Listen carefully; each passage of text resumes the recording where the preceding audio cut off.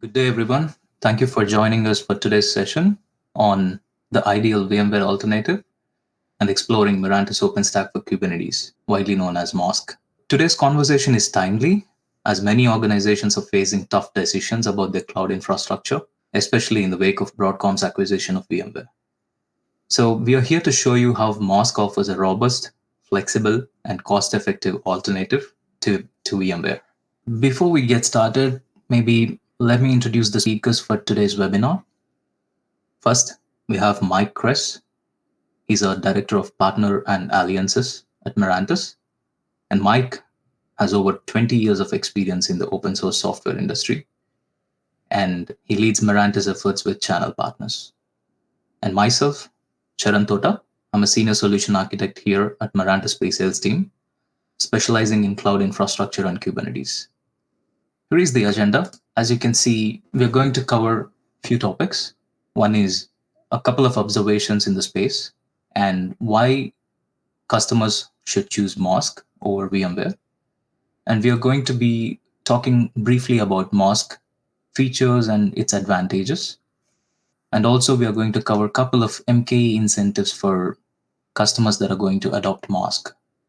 And also how Mirantis is being or changing to channel first approach. I'll let Mike share his thoughts about what are some observations in the field right now.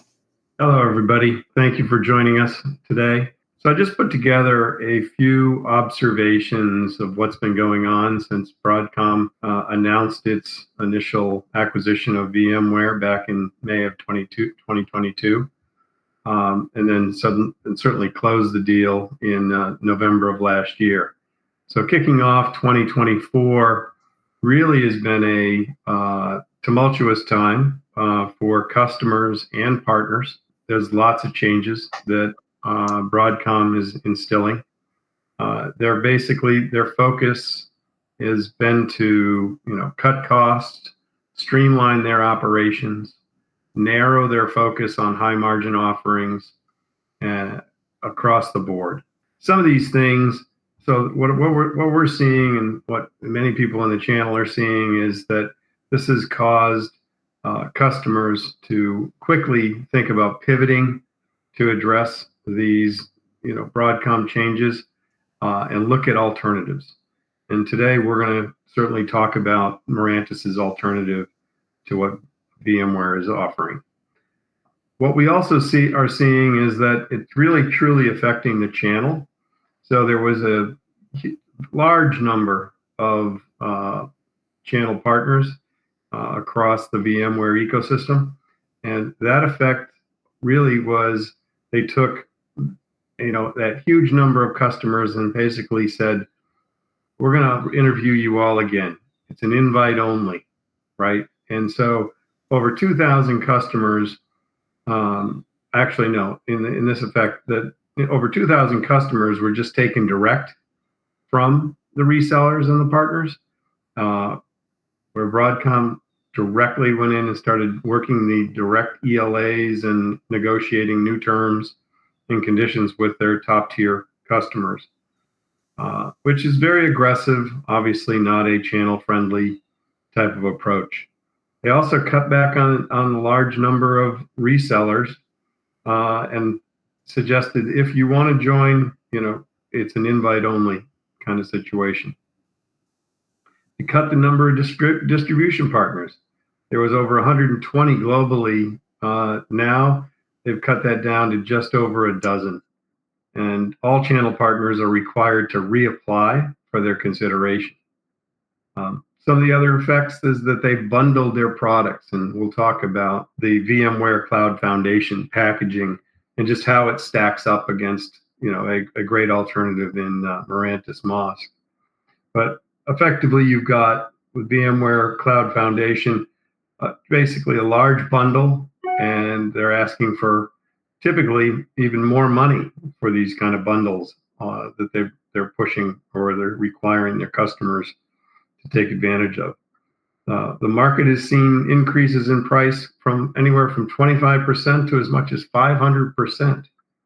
So you can see this is a real effect across the industry, across the customers, as well as the partners. Big customers today are unable to move quickly to alternative solutions due to long-term ELAs with Broadcom. However, they're still considering, what those alternatives should be and might bring. The real thing that I'm hearing from the field and from the markets, from the channel, is most are biting the bullet and taking their critical workloads and kind of renewing those agreements with the likes of Broadcom and VMware.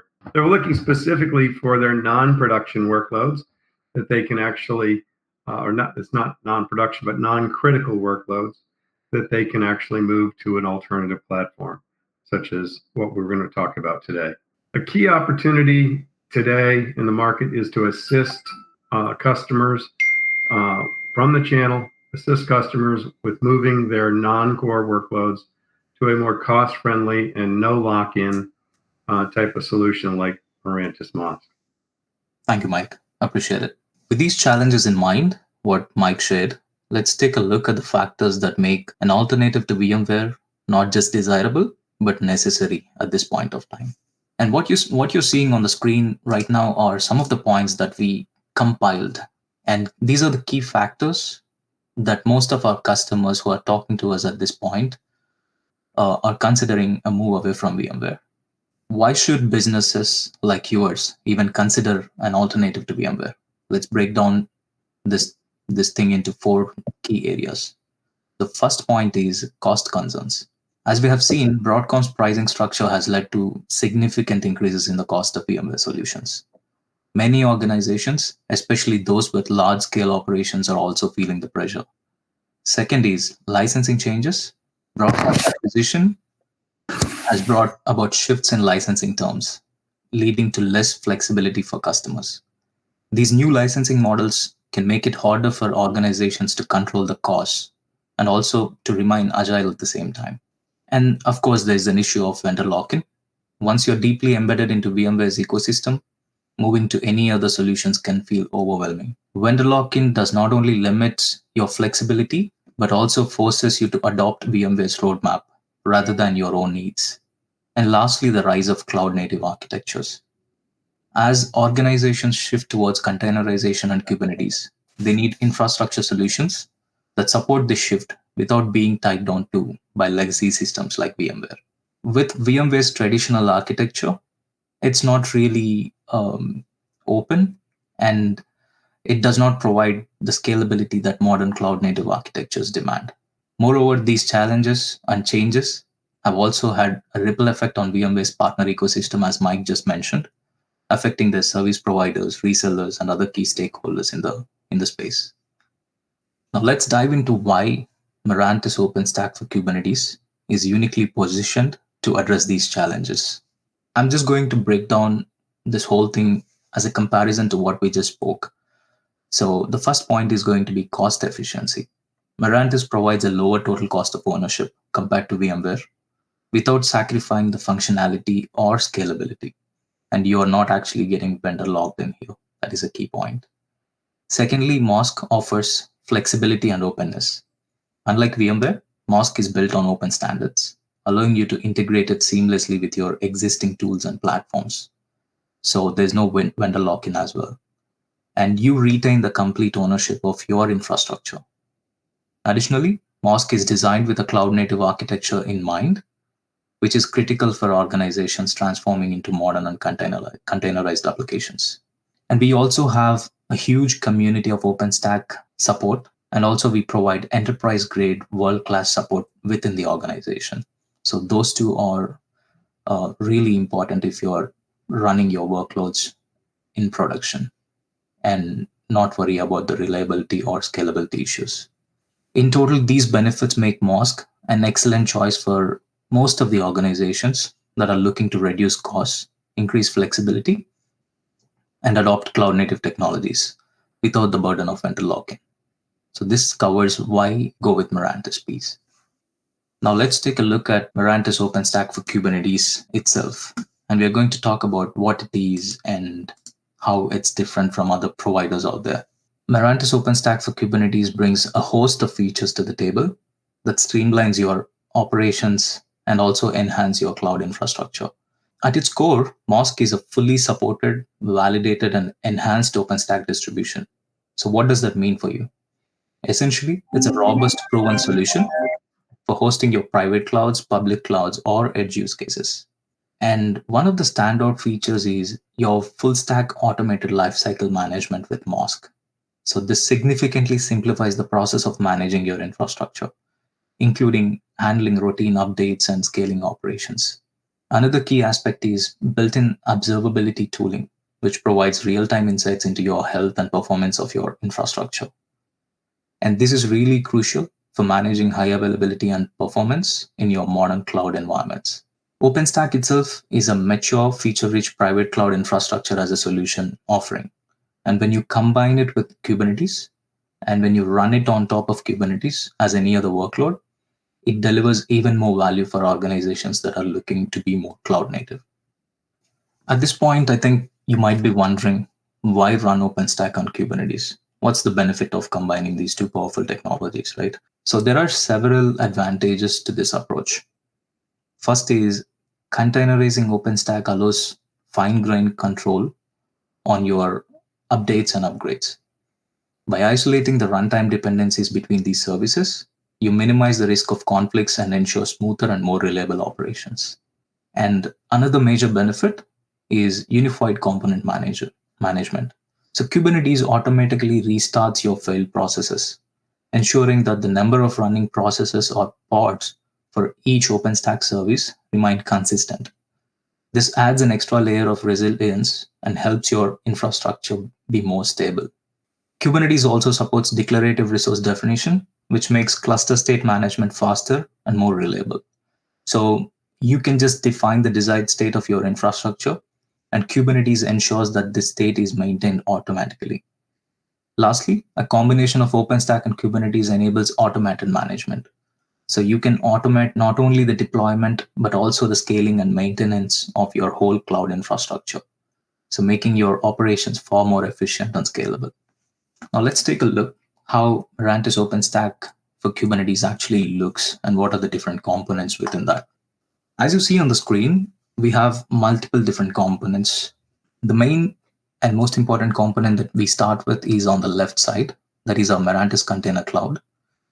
What Mirantis Container Cloud does is it's going to manage, like take care of all the lifecycle management for your bare metal provisioning, host OS setup, configuration, and also deploying Kubernetes clusters, where we actually run OpenStack on top of.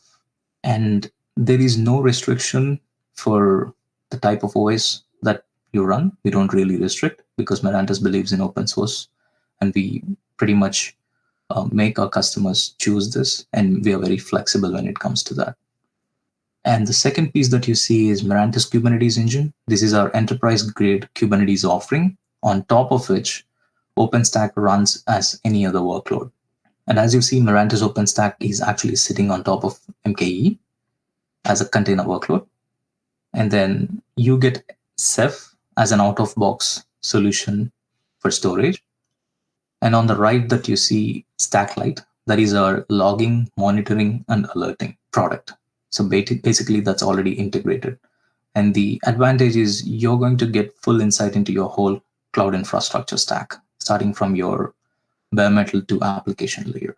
And you do see OVS and OVN and Tungsten Fabric, that is our networking supported solutions at this point. So these are the key components of Mirantis OpenStack. So we're going to spend a little bit of time on actually talking about how OpenStack virtualization and Kubernetes come together to build this great product, and how we are going to help you move away from VMware. And these are the highlighted key benefits of combining these two technologies together. As you see on the bottom, OpenStack and leveraging Kubernetes, you have our MOSK. As I mentioned, maximum reliability and security by delivering our OpenStack offering after hardening and validation. That is our first benefit. And then, as I mentioned before, zero downtime and non-disruptive updates as you're running OpenStack as any other workload on top of Kubernetes. And with powerful tooling such as MCC, you could literally take care of provisioning your bare metals and the whole lifecycle management of the underlay Kubernetes components. And for people who are familiar with OpenStack, we all know how tedious and time taking the day two operations were. But with the new approach, where you actually containerize all the OpenStack services and run them on just a Kubernetes cluster, so your day two operations are going to be so smooth, and the time to manage has been reduced dramatically. And on top of this, so if you have multiple clusters or multiple deployments for your infrastructure, by using MCC and leveraging its capabilities, what you get is a single pane of glass visibility into all the clusters. So you don't really have to go and manage each deployment as its own. So you could get that kind of visibility from MCC, and you can monitor everything that's going on within your infrastructure from one single UI. Next, actually, let's discuss the wide variety of use cases. We don't really have to get into each use case, but I briefly want to touch on major ones. So how different industries within cloud native space are leveraging MOSK at this point. First of all, MOSK excels in traditional bare metal and virtual deployments. And this is critical for any customer that's looking for high performance computing resources for demanding workloads to run their front ends or like databases. And it also supports container virtualization. This is a very important thing. So the benefit of doing this is it's going to allow you to run containerized applications alongside your virtual infrastructure, which is ideal for organizations moving towards cloud native technologies. So if your future vision is to go cloud native fully, then you don't really need to build two different environments with containers and virtual machines. MOSK gives you that flexibility of running containers alongside your virtual machines on the same infrastructure. That is really useful. And MOSK as such is a good fit for infrastructure as a service scenarios. If you are trying to offer your end customers an IaaS offering, you could consider MOSK, and that's going to fit that use case perfectly. In general, so all you see is we do have all the edge cases and data science and high performance. I want to make sure I cover that because we do have GPU support. So if you're running your AI/ML workloads, we have support for multiple GPUs, and that's going to fit your use case as well. And MOSK is strictly compliant with all the regulations. So we do offer FIPS 142-2 and DISA-STIG. So if your customers are federal or Department of Defense or any regulated industries, we can do air gap deployments there, and we are a great fit for government domain as well. So let's talk a little bit about how the deployment for all these different use cases look like. When it comes to deploying MOSK, the solution is designed to be highly adaptable to different environments and use cases. Some of the key factors you need to consider when deploying MOSK include like scalable and footprints and hardware requirements for your infrastructure. Those are the key things you need to consider. Based on that, whether you're running a cloud provider infrastructure, working with remote compute or edge environments, or deploying hyper-converged architecture, MOSK provides reliable deployment profiles, meaning we actually have pre-validated configurations that are tested for reliability and performance, ensuring that your deployment runs smoothly right from the start. That is what we wanted to showcase on this slide. So irrespective of what use case or what your requirement is, we have a predefined and pre-validated deployment profile for you that is suitable for you. And if there's any customization that's needed for your particular use case, we can certainly do that as well. And let's talk about the operator experience. And this is a very key topic that most of our customers are interested in. Managing a cloud infrastructure itself can be a very complex task, but MOSK simplifies the operator experience by offering built-in tools and automation for seamless operations. And one of the standout features, as I already mentioned, it's a Stacklight offering, that is a logging, monitoring, and alerting offering. It is a powerful observability tool that actually integrated directly into MOSK. It offers log aggregation, analysis, pre-built dashboards for both OpenStack and Kubernetes, and out-of-the-box alerts covering almost 200 data points. So this ensures that operators have complete visibility into their whole infrastructure. And as we already talked, MOSK leverages Kubernetes self-healing and maintains the desired state of your infrastructure, reducing the burden on operators itself. And we have very short release intervals, typically anywhere between 3 to 6 weeks. So MOSK ensures your infrastructure is always up to date with the latest features and security patches, minimizing the downtime and reducing manual updates. So all these reduce the need for manual intervention and frees up your time to focus on more strategic initiatives within your organization. Overall, MOSK makes infrastructure management much easier and more reliable for operators, ensuring smooth day-to-day operations. Here is a very short comparison. Like as Mike mentioned, right now the trend within VMware ecosystem is to push their customers to purchase this VMware Cloud Foundation package that Mike was talking about. So we came up with a little bit of comparison for most of the high-level services. And this is not a comprehensive list.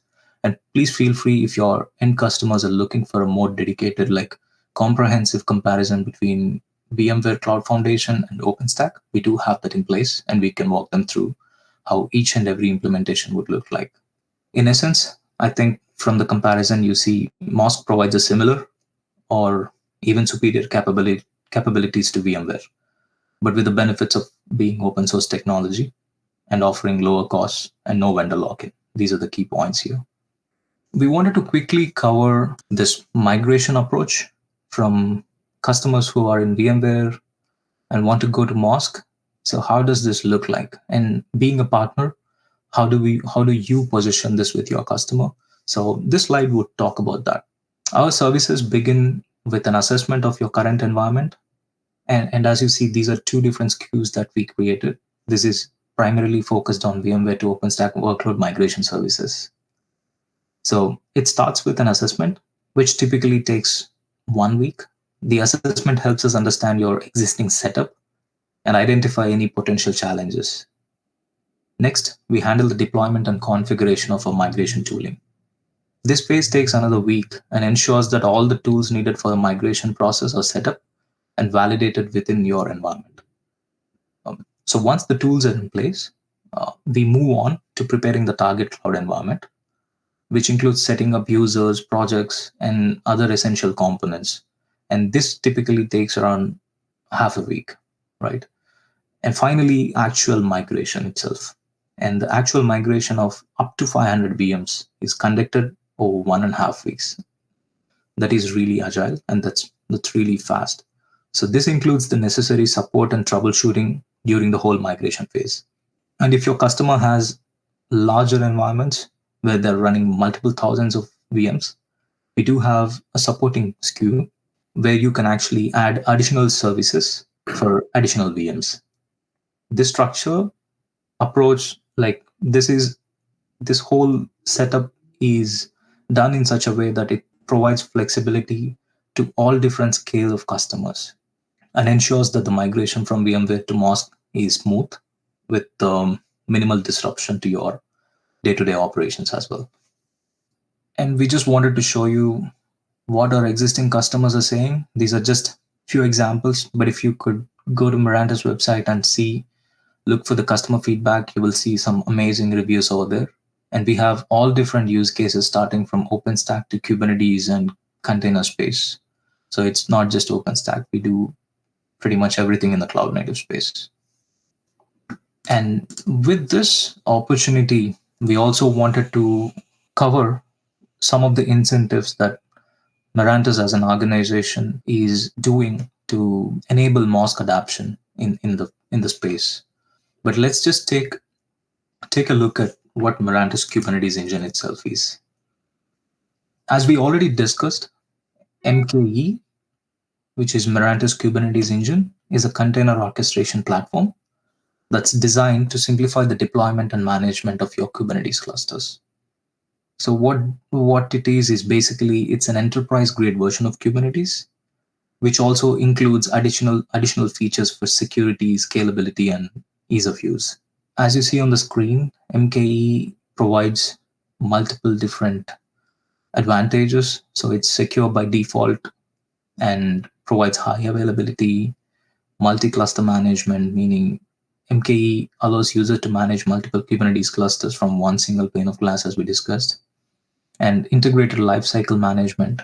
And also, the one last thing is we do provide Docker and Swarm support. So you could MKE integrates both Docker Swarm, enabling users to run both Swarm and Kubernetes workloads. So that is a key feature of MKE there. And also, not to mention enterprise support. We have amazing support model.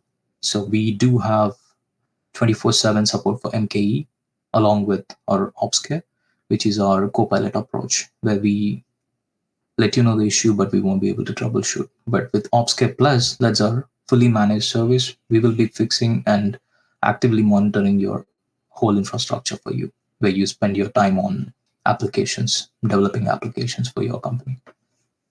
With that, I want to give it back to Mike to cover some of the MKE incentives that our leadership would like to offer to any new customers that are going to adopt MOSK in the future. Super. Thank you, Charan. A couple of things that come to mind that we probably didn't highlight here before I get into the incentives is that we do have a strong ecosystem of technical partners for storage, for networking, for backup and recovery types of solutions, CI/CD, security, analytics, and alike. So please reach out to us and talk to us about your key partners because our platform is very adaptable and validated and certified with many key vendors. Pure Storage, for example, on the MKE side with Portworx is a key strategic partner. We've got Dell EMC for storage, NetApp, and HPE, GPU support with NVIDIA, networking support with people like Tigera, Cisco, and Tetrate, and others, and backup and recovery with people like Trilio and Veeam and others. So please reach out to us about those key, of any of your key partners that you're working with, as we can integrate and partner with them very seamlessly. And on to the MKE incentives. So MOSK is your OpenStack platform, helping you with that proper place for you to migrate your VMware workloads. However, as you expand into your cloud native environments and you want to add a containerized platform such as Mirantis Kubernetes Engine, MKE, it's already integrated. It's already there for you to take advantage of, in MOSK environments. So all new, this is the key incentive that we're kicking off today, all new MOSK clients using Kubernetes Engine, MKE, will receive up to 20% of their first year MKE subscriptions included at no additional cost. So this is a very large savings for your first year sales and great incentive for your customers. Unlike Tanzu, which is bound to vSphere, MKE offers flexibility to run seamlessly on OpenStack, bare metal, or really any cloud environment. So MKE will run in your AWS and Azure environments as well. The other additional things we're doing is we're offering Mirantis partner product training. So people like Charan and others on our pre-sales team will join your sales teams, your technical teams, and kind of train you and work through how to position and how to best sell the products that we're putting together and offering. And we often today do lots of joint product sales with our account executives and our AE, our solutions architects together when we're talking to resellers and partners alike. So reach out to us, let us know how we can help. We want to kind of battle this challenge that Broadcom VMware has put in front of us together with you. Okay, so, and I'm kind of toward the finish here, talking about really Mirantis in our focus around channels is we're moving our energy and driving our energy to become a channel first organization. That means that we really want to drive a majority of our business through you, our resellers and partners. So, please join us. There's an easy way to do that. There's a link in this deck called the one Mirantis Solutions Provider Program. It's an easy place to go. Register yourself as a partner. We quickly review that.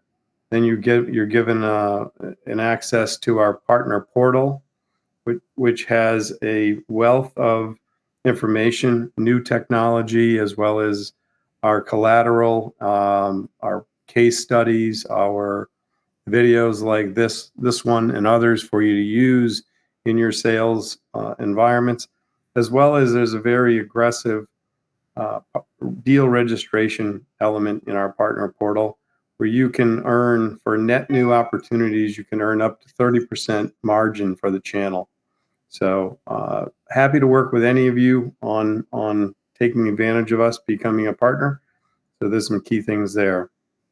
And then just to finish here, we have a great article that really kind of talks a lot about what Charan covered today, about how OpenStack is a great solution for customers looking to migrate from VMware.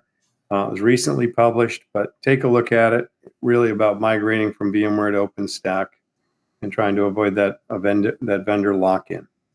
And with that, I think we are finished. Thank you very much, everyone, for joining us. Thank you, everyone, for joining the session. We appreciate it.